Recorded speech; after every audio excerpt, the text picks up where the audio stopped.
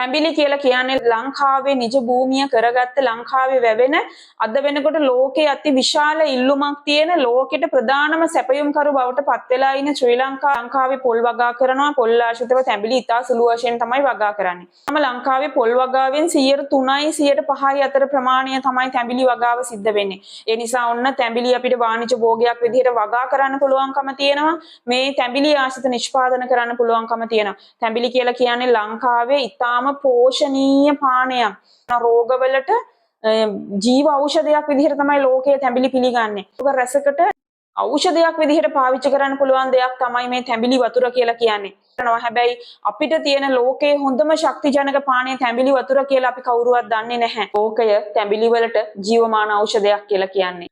තැඹිලි වැවෙන රටවල් කොහෙද? ප්‍රධානම රට ශ්‍රී ලංකාව. හැබැයි ලෝකෙට තැඹිලි දෙන ප්‍රධානම රට ලංකාව.